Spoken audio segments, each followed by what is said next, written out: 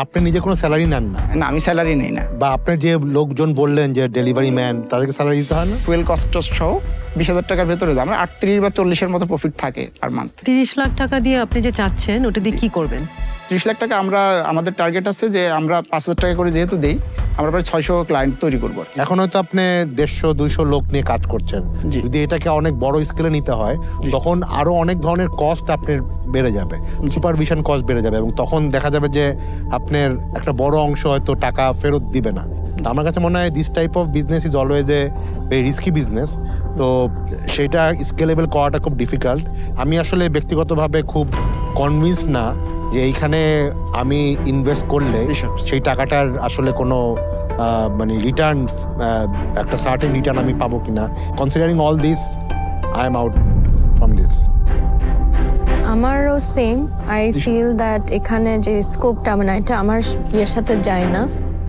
For those reasons I am also out, আজকে থাকতে পারছি না। It's a very commendable thing আপনি করছেন। প্লিজ, আপনি অনেক মানে এটা বড় মন দিয়ে করেছেন এবং I congratulate you for that. But যেহেতু এটা আমার জন্য অলসো স্কেলেবিলিটি নাই, I don't see it as actually a business venture for me. For that reason I am out. আমি খুবই এক্সাইটেড এটার ব্যাপারে ছিলাম এবং এখনো আছি। দুটা রিজন। একটা হলো এটা একটা ই কমার্স যেটা টার্গেটেড টুয়ার্ডস এ পপুলেশন, যাদেরকে আমরা এখন পর্যন্ত কোনো কিছু টার্গেটের মধ্যে রাখি না। So this is new.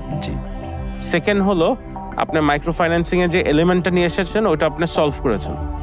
আমার সমস্যা হলো, আমি যেটা বললাম যে টাকা আমি ইনভেস্ট করব, পুরো সমস্ত খরচ বার করে আমার ওখানে থাকবে 25,000 টাকা।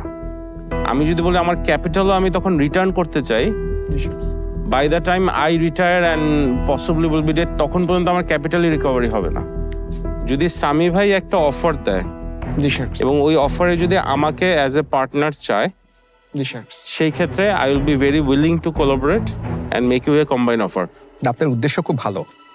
হ্যাঁ, আপনি যে উদ্দেশ্য নিয়ে, একটা মহৎ উদ্দেশ্য, রাইট? না, আপনার যে প্রবলেমটা হয়ে গেছে, ইউর টিলস টু ভেরি স্মল। মানে আপনার এখনো বিজনেসটা ইনাফ আপনার গ্রোথ হয় নাই যেখানে আপনি আপনার ফুল টাইম চাকরি ছেড়ে এসে এখানে কাজ করতে পারবেন, রাইট? এখন যদি আপনি দেখাতে পারেন, হ্যাঁ আমি এই বিজনেসটাকে করতে করতে একটা জায়গায় আসছি এবং আমি এটা একটা এক্সপ্যান্ড করতে পারি, ঝিনাইদহতে এক্সপ্যান্ড করতে পারি, এর বাইরেও নিতে পারি, প্রত্যেকটা সেন্টার আমার অপারেশনে সাস্টেনেবল, মানে আমি সাপোর্ট দিচ্ছি কিন্তু আমি লসে নাই, হ্যাঁ, তখন আমি ইনভেস্ট করতে পারি। এখন ওই জায়গায় যাওয়ার জন্য আপনি রেডি আছেন নাকি এখনো, আমি সেটা আসলে কনভিন্স না। জি স্যার, আমি এটা ইনভেস্টমেন্ট পাইলে আমি ফুল টাইম এটাতে ইনভলভ হয়ে যাইতে পারি। রবির সৌজন্যে শার্ক ট্যাঙ্ক বাংলাদেশ দেখুন বঙ্গতে, পাওয়ার্ড বাই স্টার্টআপ বাংলাদেশ।